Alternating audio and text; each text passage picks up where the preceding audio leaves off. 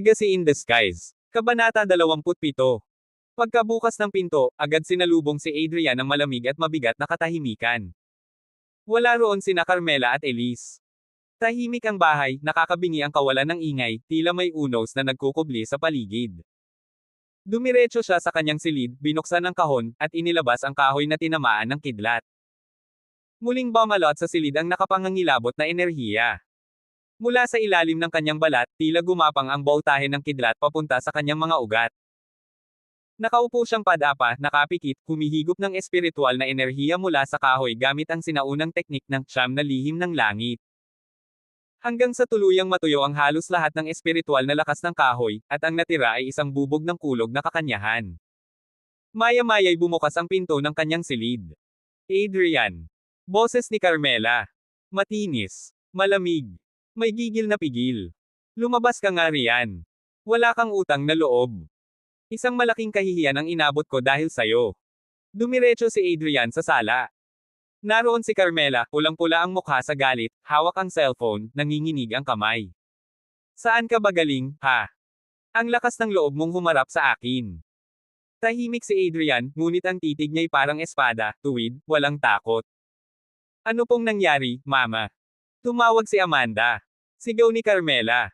Sinabi niyang ikaw ang dahilan kung bakit pinatalsik si Hugo sa Grand Pavilion.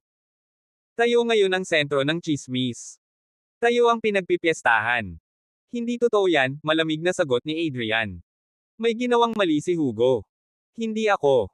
Hindi mo ako maloloko, Adrian. Sumigaw si Carmela. Si Amanda respetadong babae. Samantalang ikaw. Basura. Wala kang silbi. Kung hindi mo man lang kayang protektahan ang pinsan ng asawa mo, bakit ka pa naging parte ng pamilyang to? Mama, sabat ni Elise, lumabas mula sa kusina. Hindi nyo ba naiisip, baka si Hugo ang may kasalanan? Tumahimik ka. Sabay bagsak ni Carmela ng hawak niyang baso sa sahig. Pati ikaw, ipinagtatanggol ang demonyong to. Diyos ko, Elise. Lumalambot ka na ba sa kanya? Hindi ako lumalambot, madiing sagot ni Elise. Pero matagal na tayong binubulag ng paboritismo nyo kay Hugo. Panahon nang makita ang totoo. Nagkatinginan silang tatlo. Tahimik si George sa isang sulok, ngunit ang tensyon ay parang lumalapat sa paligid. Napayuko na lang siya, walang lakas upang magsalita. Lahat ng kasalanan mo. Itinutok ni Carmela ang daliri kay Adrian. Puro kakahihiyan. Kumatok ang pinto. Isang patak ng katahimikan bago muling tumingkad ang tensyon. Ayan na sila. Sabi ni Carmela, sumimangot. Si Amanda na yan, siguradong dumating para magreklamo pa. Naglakad si Elise papunta sa pinto. Si Adrian, nasa likod lang niya. Ngunit sa halip na si Amanda, isang lalaking elegante ang suot, tila mataas na opisyal, ang Yumoko. Ginoong Adrian. Mahinahong bati ng lalaki. Ako yun, malamig na tugon ni Adrian. Magandang gabi po. Ako po si Jules Chenier, bagong manager ng Grand Pavilion. Kami po ay narito upang magpakumbaba at personal na humingi ng paumanhin. Nanigas si Carmela. Ha! Humakbang si Mr. Chenier, kasunod ang anim na lalaki.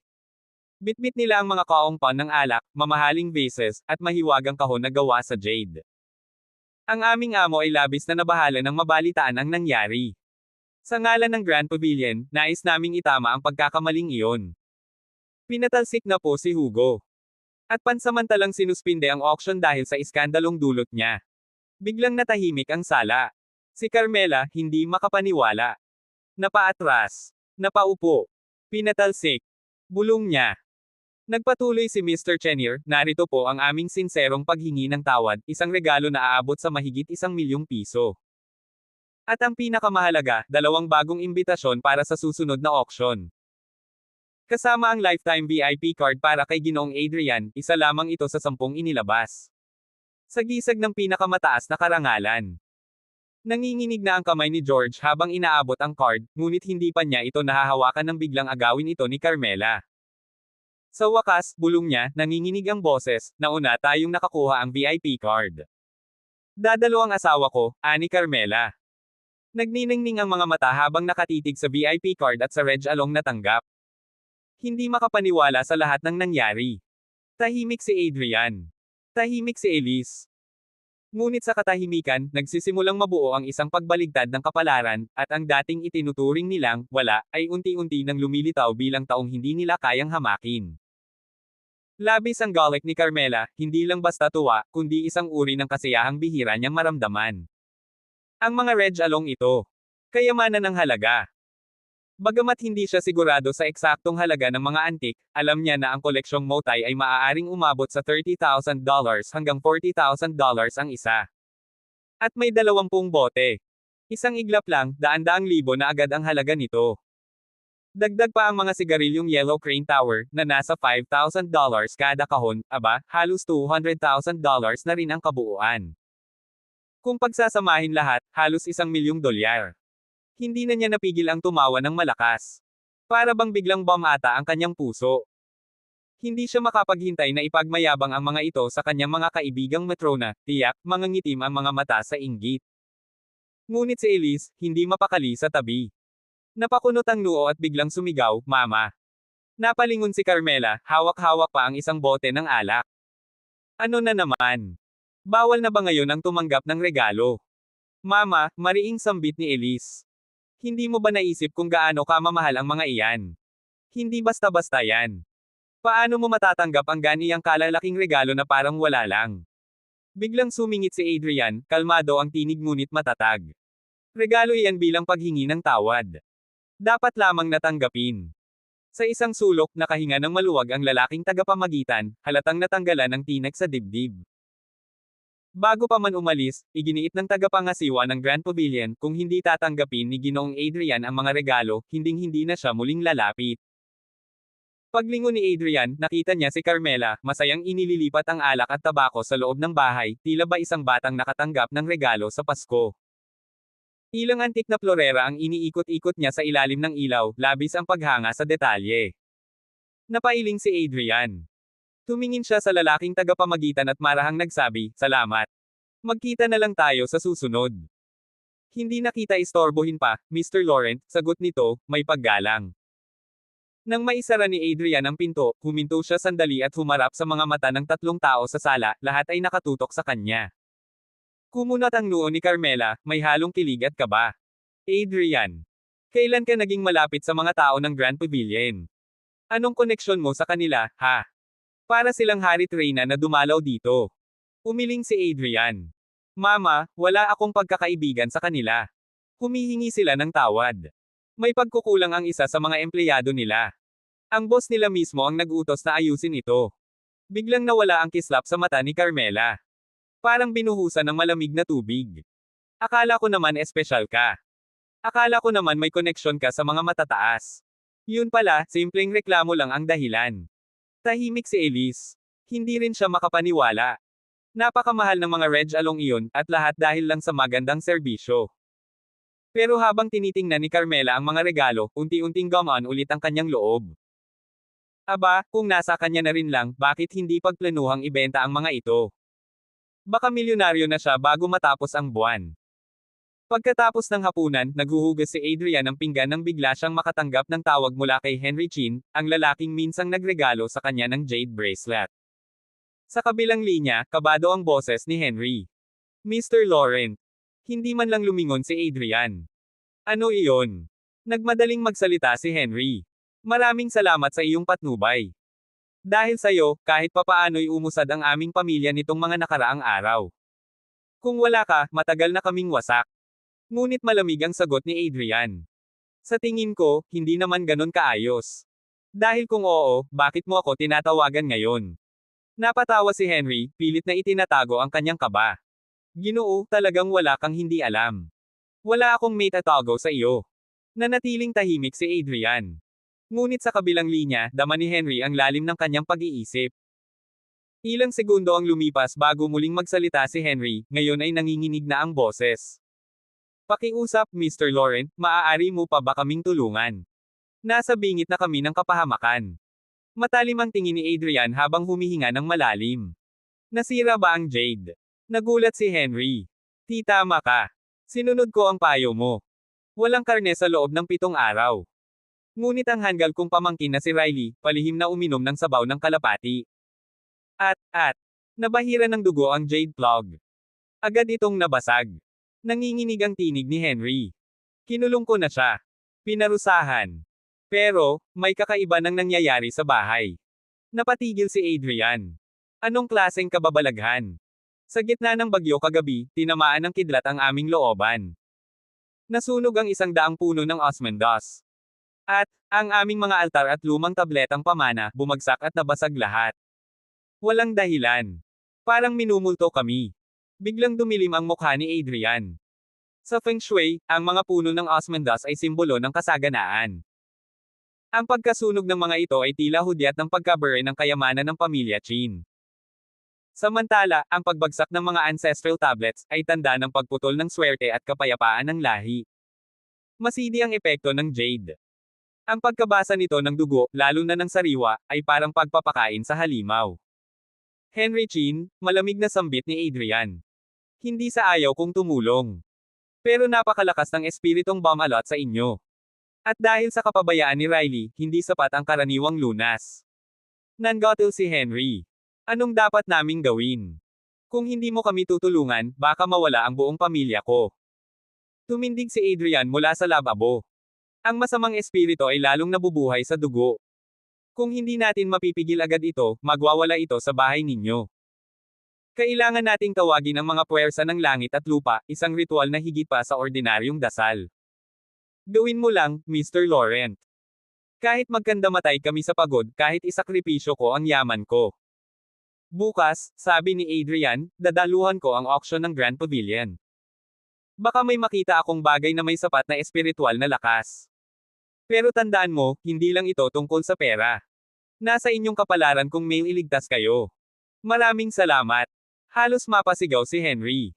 Magpapadala ako sayo ng premium card. Gamitin mo kung kinakailangan. Umirap si Adrian. Ginagawa niya ito hindi para sa pera. Isa itong pagsubok ng kapalaran. Mag-ingat ka, babala niya. Ang mga kayamanan ng langit ay hindi madaling makuha. Kung hindi ka sadyang nakatadhana, wala kang laban. Nang matapos ang tawag, napabuntong hininga si Adrian. Sa kanyang isipan, umalangaw-ngaw ang isang masamang pangitain, ayon sa numerolohiya, si Henry Qin ay dapat mabuhay ng matagumpay. Ngunit isang maliit na pagkakamali, isang tasa ng sabaw, ay maaaring sumira ng lahat.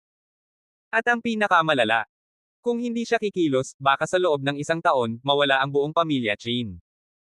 Maagang maaga kinabukasan, dumating si Henry Qin sa tapat ng bahay ni Adrian Laurent. Tahimik siyang naghintay sa kabila ng malamig na hangin ng umaga, hanggang sa lumabas si Adrian upang mamili ng mga grocery.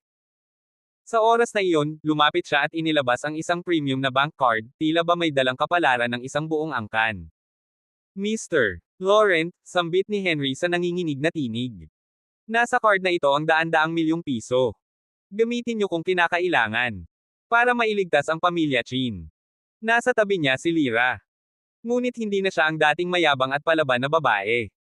Ngayoy mapagkumbaba, mahinahon, at tila pinagsakluban ng langit at lupa. Ang bawat galaw niya'y pa ng pagsisisi at takot, lalo na sa tuwing masulyapan niya si Adrian.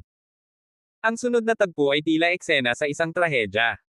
Lumuhad si Henry sa harap ni Adrian, at mula sa kanyang mga matay dumaloy ang luha ng isang amang desperado. Mr. Laurent. Halos pasigaw niyang sabi. Pakiligtas po ang pamilya ko. Ako'y handang mamatay. Pero ang anak ko, si Lyra. Siya'y musmos pa sa hirap ng mundo.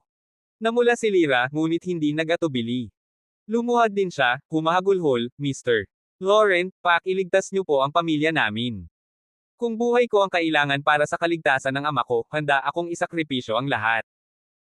Isang iglap ng katahimikan, saka malakas na sinaway ni Henry ang anak, huwag kang magsalita ng ganyan.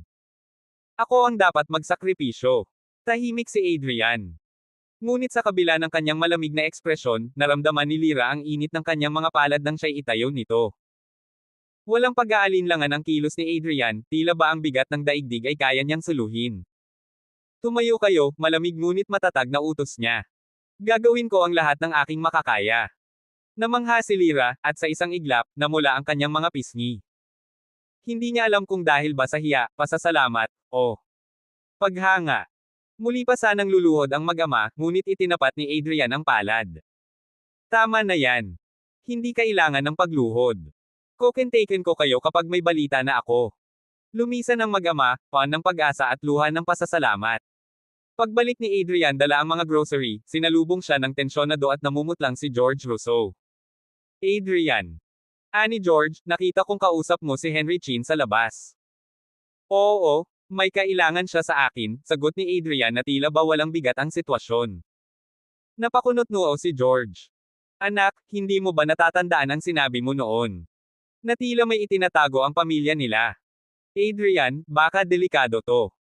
Ngumiti si Adrian ng bahagya, Papa, humihingi lang siya ng tulong para tanggalin ang malas sa bahay nila. Binigyan niya ako ng bank card na ito para daw gamitin sa auction bukas. Nanlaki ang mata ni George. Ilang milyon ang laman niyan. Ilang daan, casual na sagot ni Adrian. Halos matamba si George. Ano? Napahawak siya sa dibdib na palunok ng laway at mabilis na lumapit. Adrian, huwag kang magbiro. Baka pag nalamang nawala ang perang yan, pati buhay natin. Kukunin ng pamilya Chin. Ngunit kalmado lang si Adrian. May plano ako, Papa. Magtiwala ka. Dinagdagan pa niya, huwag niyong sasabihin kina Elise o kay Mama. Kapag nalaman nila, mawawasak ang lahat. Napabuntong hininga si George. Alam niyang kapag pera ang usapan, delikado sa kanyang asawa. Alam din niyang kay Adrian lang siya pwedeng umasa ngayon. Ngunit ang kaba sa dibdib niya'y hindi mapawi. Adrian, kapag niloko ka ng mga Chin, tayong lahat ang mamumulubi. O mas masahol pa, aniya habang nanginginig ang tinig. Sasamahan kita bukas. Titiyakin kong hindi mo wawasakin ang sarili mo sa maling desisyon. Kinaumagahan, abalang naghahanda si Adrian para sa auction. Si George naman, halos hindi nakatulog sa magdamag sa kakaisip kung paano haharapin ang pamilya Chin kapag nagkamali ang manugang niya. Habang nagkakape si George, nagtanong si Adrian, Papa, totoo ba yung sabi-sabi na may huling kayamanang ilalabas sa Grand Pavilion? Oo, sagot ni George. Sabay tingin sa paligid, bago siya humila kay Adrian palayo. Adrian, huwag mong isipin yun. Ang panimulang presyo, 10 milyon. Hindi para sa atin yun. Manood ka na lang. Ngumiti si Adrian. Tama ka, Papa. Pero sinundan agad ni George, kahit na maisipan mong magbid. Hindi ka mananalo. Bakit naman? Tanong ni Adrian. May intel ako. Si Master Yuval ng Order of the Hidden Flame, darating. At para sa huling kayamanan din siya naroon. Napakunot-noo si Adrian. Ang Order of the Hidden Flame. Ang Order of the Hidden Flame, isang misteryosong organisasyon na pinamumunuan ni Mr. Jaime Yuval, ang Feng Shui Master na kinikilala sa buong Hong Kong. Minsan na siyang nakahula ng pagbagsak ng isang negosyo at paghihiwalay ng kilalang mag-asawa bago pa ito mangyari. Ang kanyang reputasyon ay hindi matatawaran. Kung si Master Yuval mismo ang darating. Ibig sabihin, may matindi talaga sa auction, bulong ni Adrian. Ngunit bago pa man sila makalabas, tumunog ang telepono. Si Juliet Montroy ang nasa kabilang linya. Mr. Laurent, aniya sa mahinahong boses, nakaparada na ako sa labas. Sasanduan ko kayo. Paglabas nila, bumungad ang isang pulang Bentley. Nakahinto ito sa tapat, tila isang imahe ng Karangyan. Si Juliet, nakasuot ng pulang bestida, ay nakasandal sa sasakyan habang suot ang itim niyang sunglasses. Tinanggal niya ang salamin at ngumiti, Mr. Rousseau, Mr. Laurent. Narito na ako para sa inyo. Napamangha si George. Miss Montroy. Kayo pa mismo ang samando.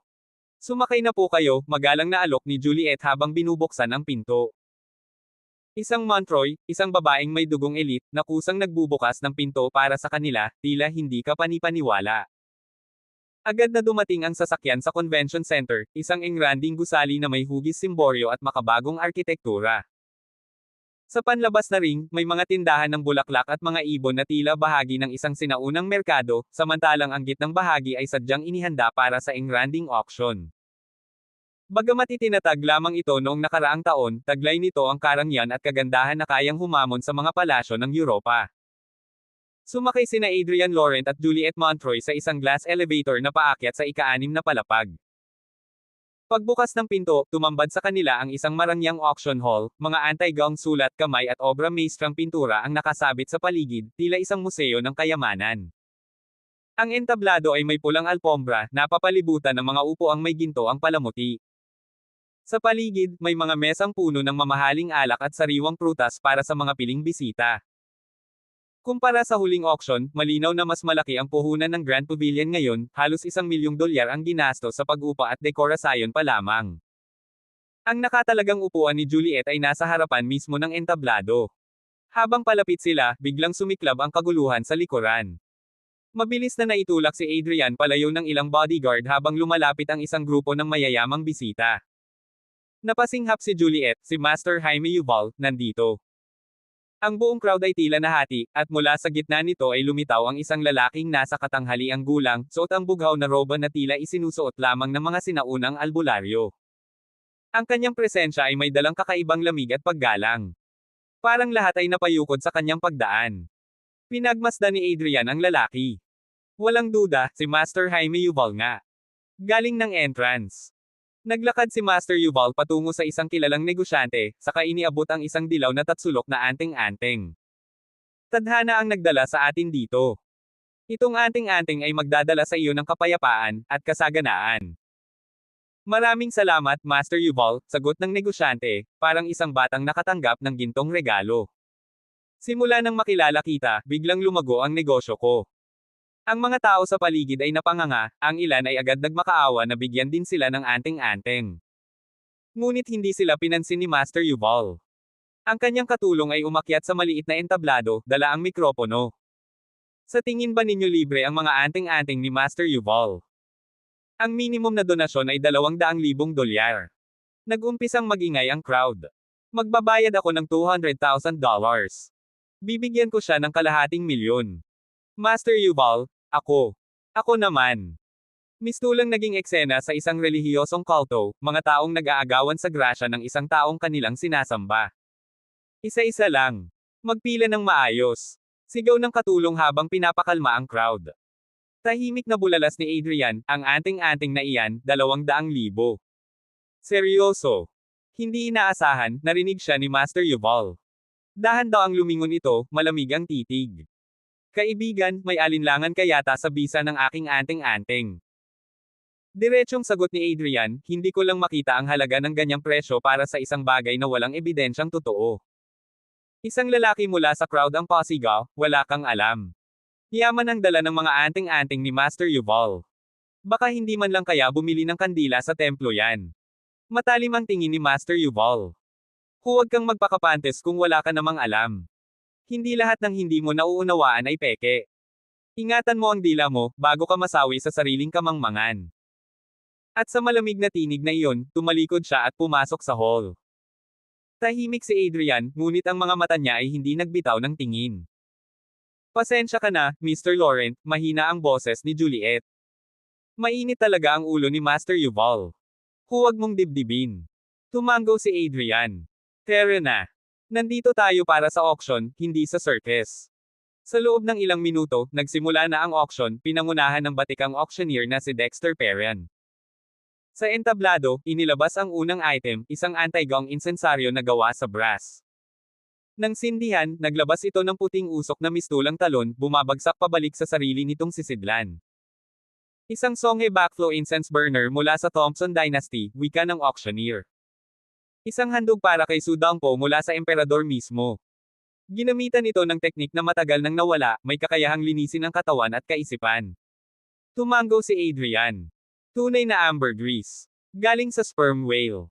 Ganitong klase ng gawa, wala nang kapantay sa ngayon. Magsimula ang bidding sa $800,000. Agad itong tumaas, hanggang sa may benta sa $1.60 milyon. Sunod-sunod na ang mga mamahaling antique jade figurines, ancient scrolls, crystal chalices. Ang ilan ay halos hindi maipaliwanag ang halaga. Habang ang crowd ay sabik na sabik sa bawat item, si Adrian ay tahimik lang, walang interes. Ngunit nagbago ito nang ipakita ang susunod na item, isang kwintas na may makinang nalilang perlas. J. Ito ay mga bihirang perlas mula sa East China Sea, pahayag ng auctioneer. Simula ng bidding, $400,000. Walang alinlangang tinaas ni Adrian ang paddle. $500,000. Nalaglag halos ang panga ni George Rousseau. Ano ka ba? Ang kwintas na iyan, mabibili mo lang sa halagang libo-libo. Huwag mong aksayahin ang pera. Ngunit seryoso si Adrian, ang mga mata ay malalim ang iniisip. Gusto ko ito para kay Elise. Palagi siyang puyat at pagod. Ang mga perlas ay nakakapagpakalma ng nerbiyos. Baka sakaling makatulong. Natahimik si George. Sa dami ng kayamanan sa auction na iyon, bakit ang kwintas? Palapit na sa pagtawag ng sold. Ang auctioneer, nang biglang. $600,000. Napatigil ang lahat. Lumingon si Adrian. Si Riley iyon. Mula sa pamilyang Chin. Nakaupo sa dulo, may tusong ngisi sa labi. Pasensya na, ani Riley, gusto ko rin ng perlas. Kumunat ang noo ni Adrian. Anong ginagawa ng lalaking to rito? Hindi ba nakakulong siya kasama si Henry Chin? Parang may paparating na bagyo. Mabigat ang mga araw na lumipas para kay Riley. Matapos ang marahas na pagtatalo sa kanyang pangalawang tiyuhin, hindi lang siya binugbog kundi ikinulong pa sa loob ng bahay na parang bilanggo. Ngunit sa kabila ng kirot at pagkadismaya, nanag pa rin ang kanyang pagkahumaling sa mga anti-gang bagay, isang apoy na hindi mapapatay ng kahit anong sakit. Kaya't lihim siyang tumakas upang dumalo sa subasta. Hindi niya inasahan na muling masasalubong si Adrian Lawrence sa pagkakataong ito. Isang matinding hinanakit ang kanyang baon. Para sa kanya, si Adrian ay kasangkot sa panlilinlang na ginawa ng kanyang tiyuhin. Ngunit sa halip na harapang akusahan, pinili niyang saktan sa paraang mas masakit, ang durugan ng yabang nito sa gitna ng maraming tao. Nang makita niyang nagtataas ng presyo si Adrian para sa isang kwintas, hindi siya nag-atubiling makisali. 700,000 piso. Sigaw ni Adrian, kumpiyansa ang tinig. 800,000. Mariing sagot ni Riley, puno ng determinasyon ang mga mata. Napatingin si George kay Adrian, bahagyang nag-aalala. Adrian, huwag ka nang madala. Palampasin mo na lang. Ngunit ngumisi si Adrian, ang kanyang mga matay tila nagliliyab. Panoorin mo. Hindi ko ito palalampasan. At sa isang galaw ng kamay, tila suntok sa buwan, bamulong siya ng alok na ikinagulat ng lahat. 8 milyon. Biglang natahimik ang buong silid. Ang ilan ay nagtaas ng kilay, ang iba ay napaubo sa gulat. Isang kwintas lang yun, at biglang naging 8 milyon. Loko-loko na yata to, may umismid. Maging si Riley ay natigilan. 8 milyon. Baliw ka na ba, Adrian? Bulalas niya, nanginginig ang boses. Magbid ka, hamon ni Adrian, malamig ang tinig na parang kutsilyong dumadapol sa balat. Umirap si Riley. Hindi ako si Raulo tulad mo. Bahala ka dyan. Napangisi si Adrian, saka ngumisi ng may halong pang-ooyem. Hindi mo rin pala kaya. Sayang. Nagtawanan ang mga tao. Ipinahiya si Riley sa harap ng karamihan. Namula ang mukha niya sa hiya. Sinusubukan mo lang akong ipahiya. Hindi pa tayo tapos. Pero bago pa siya makabawi, bumagsak na ang martilyo ng auctioneer. 8 milyon, kay Mr. Laurent. Isang assistant ang lumapit kay Adrian, dala ang wireless card machine. Walang kabang inabot ni Adrian ang isang premium black card at parang wala lang niyang isinwipe ito. Bayad na, anunsyo ng babae.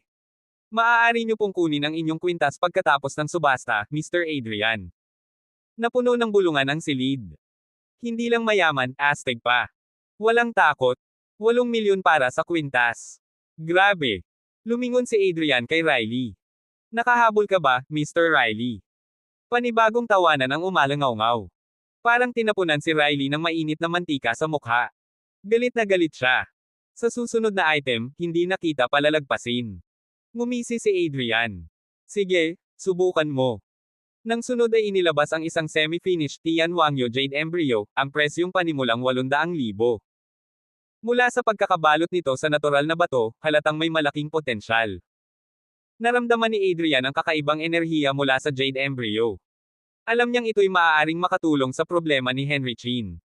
Kaya taas noong itinaas niya ang kanyang placard. 900,000. Ngunit hindi pa man hamupa ang echo ng kanyang tinig ay sumabat si Riley, tila sabik na sabik. 1 milyon. Nagkatinginan ang mga tao. Nagsisimula na namang uminit ang banggaan. 1.1 milyon, malamig ngunit matatag na pahayag ni Adrian. 1.2 milyon, mabilis na bawi ni Riley, hindi magpapatalo. Parang boxing match ang subasta, bawat alok ay suntok, bawat sagot ay segupa ang walang atrasan. Hanggang sa umabot sa 2 milyon ang Jade Embryo, at tila si Riley na ang nangunguna sa labanan. Ngunit napangisi lang si Adrian. 20 milyon. Boom! Parang sumabog ang silid. Lahat ay napasinghap. Ang ibang dumalo ay literal na napatayo mula sa upuan sa gulat. 20. Mula sa 2 milyon. Hindi na to subasta, gera na to. Napatingin si Riley sa Jade na parang ito'y naging bato ng sumpa. Kung itutuloy ko to. Yari ako, bulong niya sa sarili, nanginginig ang kamay. Ngunit kahit puno ng takot, nagpumilit siyang ngumiti. 20.1 milyon. Walang hiya. Papatalo. Bulong ng isang matanda sa likod. Hindi na nagpatumpik-tumpik si Adrian. 30 milyon. Mas matindi ang reaksyon ng crowd. Ang mga mata nila'y para bang nanunood ng isang life and death drama. Baliw na talaga to. Sigaw ng isa. Ang dangerous ng lalaking yan. Walang pakundangan. Samantalang si Riley ay halos hindi na makahinga. Pawis na pawis, nanginginig ang mga tuhod. Kung isusugal niya pa ito, baka ikamatay ng bank account niya, o ng buong pamilya nila sa galit. Sinulyapan siya ni Adrian at ngumiti ng may pang-uuyam. Sige na, Mr. Riley. Huwag mo akong bigan. Tumindig ang balahibo ni Riley. Tila ba tinatitigan siya ng isang demonyo na handang kainin ang kanyang kaluluwa. 30 milyon going once. 30 milyon going twice. Hinimok ng mga tao si Riley. Kaya mo yan, Mr. Riley. Huwag kang uurong. Ngunit sa loob niya, naglalaban ang pride at takot. At si Adrian, panatag lang na nakaupo, tila alam nang sa kanya ang tagumpay. Abangan ang mga susunod pang kabanata ng Legacy in Disguise.